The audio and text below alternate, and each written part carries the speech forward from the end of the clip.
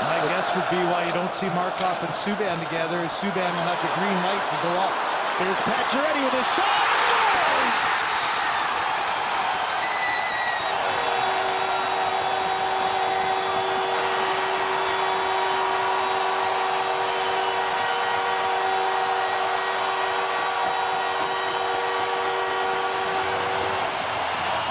After all those wonderful saves, Pacioretty with a breakthrough shot. It's a 1-1 game.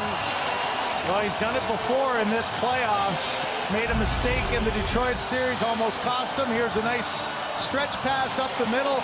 Speed to the outside gives a little bit of extra room, but this is one that he should have. You saw that wry smile in the second period by Pacioretty on his hard slapper. Here's one that looks like it's just an easy save in the glove. Rattles around off his head and rolls slowly over the goal line.